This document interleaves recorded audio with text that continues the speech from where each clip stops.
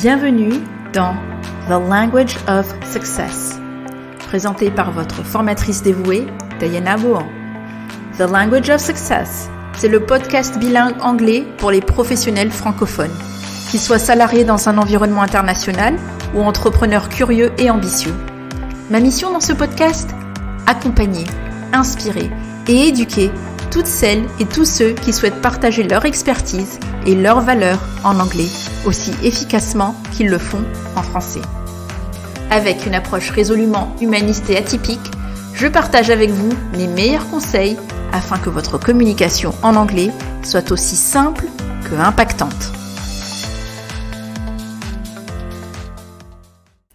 Bonjour chère auditrice, bonjour cher auditeur, j'espère que tu te porteras bien à l'écoute de cet épisode Quick Win de The Language of Success.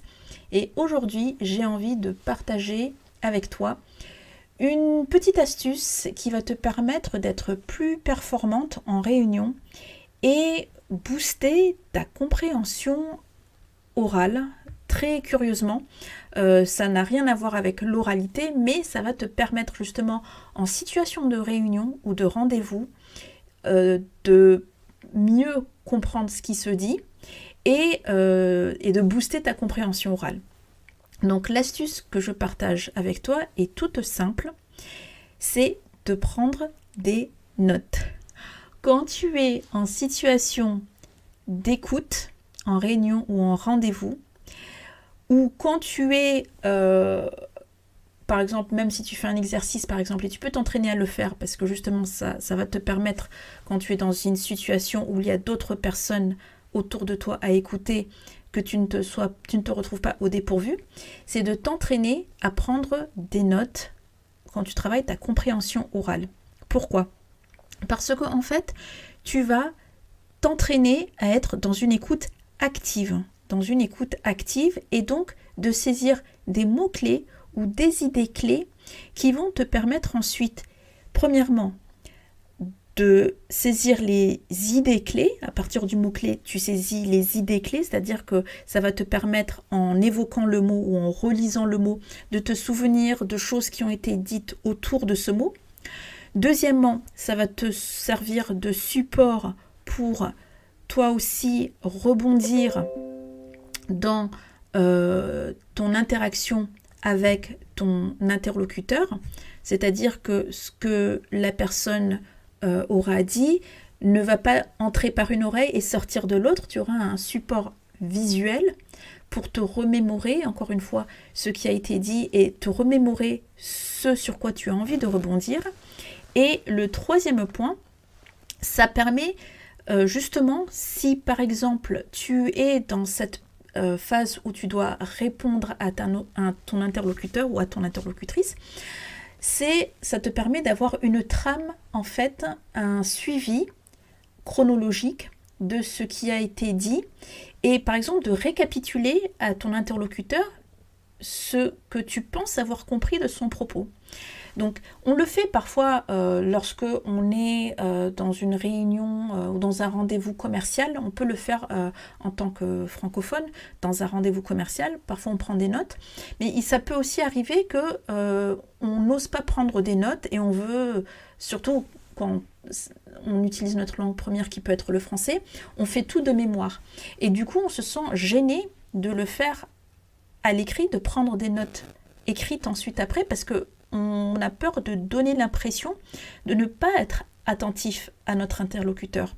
Et moi, ce que je fais par exemple en tant que formatrice, quand je suis à l'écoute active de mon interlocuteur, je le préviens, enfin, ou mon interlocutrice, je la préviens, prévenir quelqu'un, je la préviens, que ce n'est pas parce que je prends des notes que je ne l'écoute pas. Mes oreilles sont ouvertes et attentives, mais je veux juste prendre des notes pour pouvoir lui donner un retour, un feedback sur la production orale ou aussi lorsqu'on est dans un échange et qu'on est plus sur la partie échange que sur le côté exactitude de la langue, je prends des notes pour pouvoir répondre.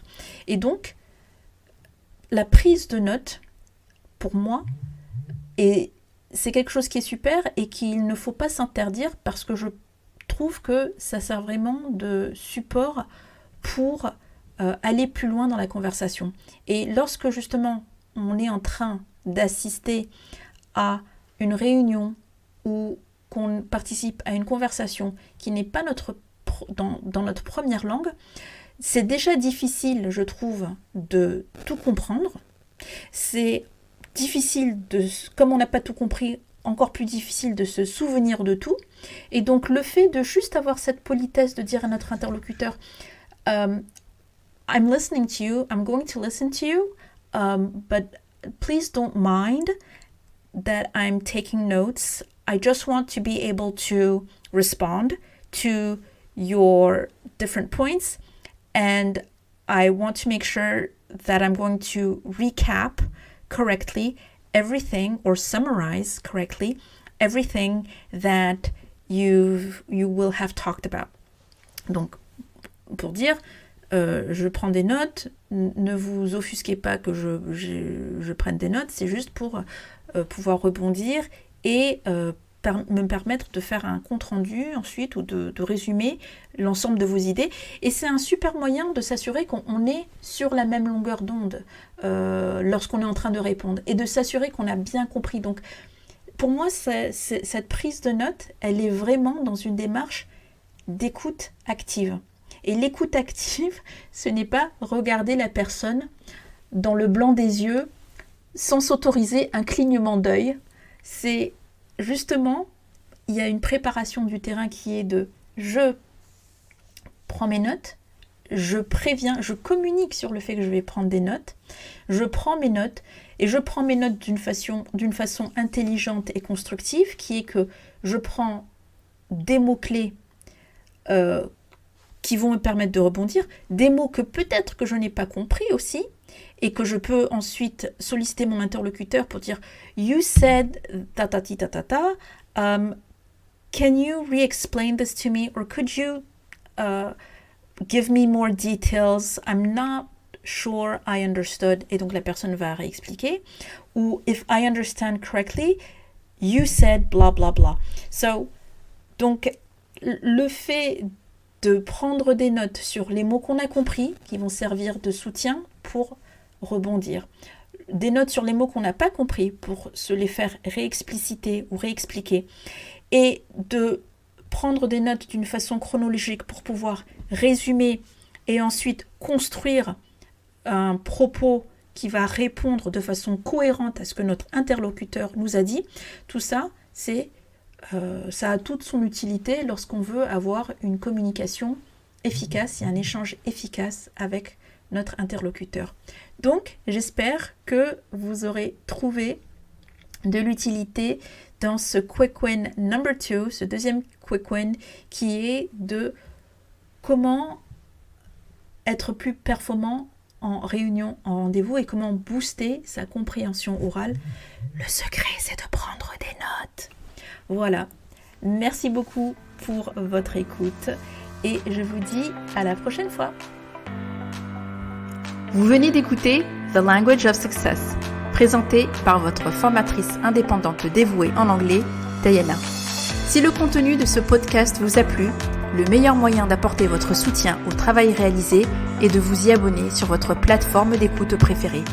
Vous pouvez aussi montrer votre appréciation en laissant 5 étoiles sur votre plateforme d'écoute si elle le permet. On se retrouve dans 2 semaines.